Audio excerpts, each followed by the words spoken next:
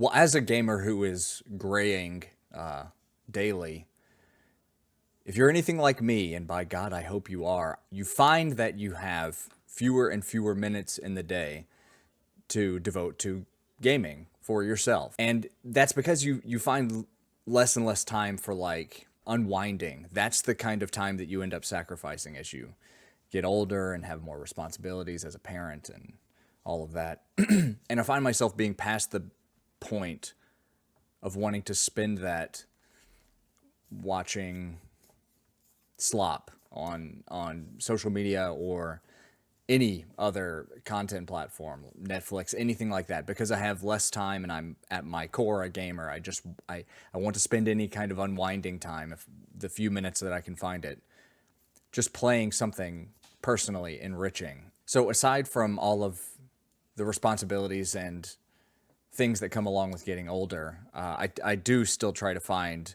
bits in my day. And if I'm willing to sacrifice sleep, I'll find bits in my sleep time as well. Though even that you find that you can afford less and less the older you get. With the reduction in that game time, often comes an intimidation with your backlog because you recognize how small that window of time is. It's like, I got to play the right thing. What is the right thing? And you see the hundreds of games that you have access to as you've been building out a Steam library, a console store library, or whatever subscriptions, everything else that gives you access to games.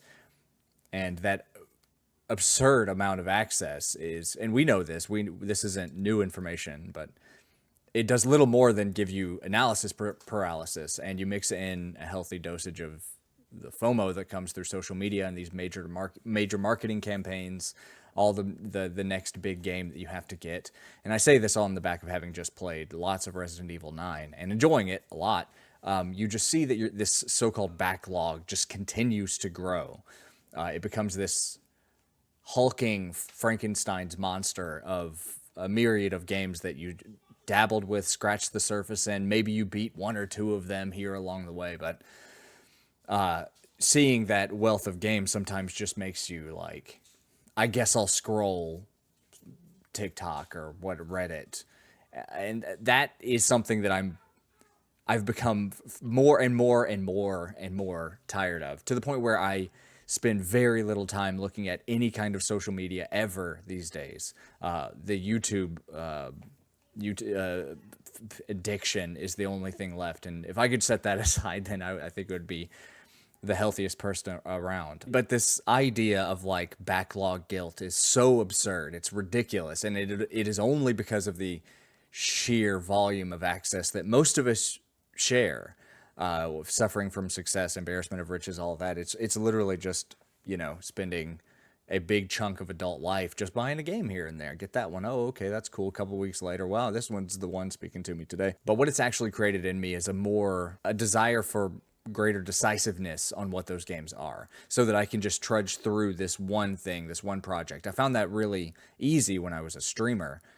Working through those games, chronologically was very simple. I had more time in the day, and I was committed to these games and playing them out, and most of the time I did. But when I stopped streaming, the ability to complete games kind of dwindled, and not for any reason other than just, distractions and other responsibilities. So I need to set aside a time where I'm focusing on a work of art, a catalog, or something that is that kind of personally enriching game experience. And so what I've done is I partnered with a real life longtime friend of mine, Little Jolly Gamer Show, Brandon. I've made content with him before, but we're making a podcast series. It's a game club. It's something that's fairly low impact insofar as he and I are concerned. Our daily kind of consumption. It's a game club. This isn't the first one ever. It's like a book club, but for video games. Because we're playing them chunks at a time, we can spread it out and still get that kind of feeling that we have. We can like have it scratched. But the focus is to play our kind of shared fascination in games. It's to like buckle down on the games that we are most fascinated with or most interested in, whether that's games that we've both played, games that one of us have played and want to share, or potentially new experiences. But instead of being guided by the whimsy of what is being marketed to us at the time, And instead of being overwhelmed with all of the games that we have access to through our various backlogs and services, we're buckling down and we're working through, we're chipping away at these larger games over time. So come with this. It's called Game PAC, GAMEPAC. Link to it in the description, but I have a YouTube channel set up for it. And our first game is Super Metroid. I'm saving my criticism for that game in the podcast, so check it out. But I will say it's my first time all the way through it. I've only dabbled with it in the past, and that was one that felt like an important one for me because it's a game, having loved Metroidvanias and Hollow Knight and stuff in my own life, it's a game that I felt like I needed to play. It's inspired so much. The From Software catalog that I enjoy.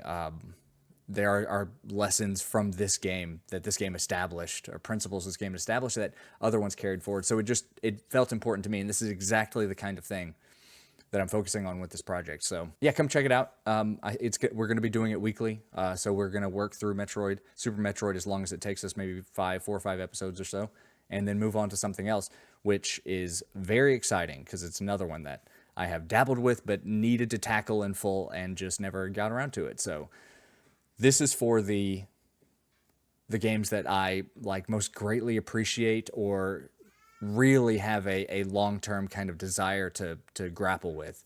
I'm finally letting myself do that, and I'm not gonna let all that other garbage get in the way. So come check it out. I think it's gonna be pretty sick, and that's gonna be where the majority of my content output will be.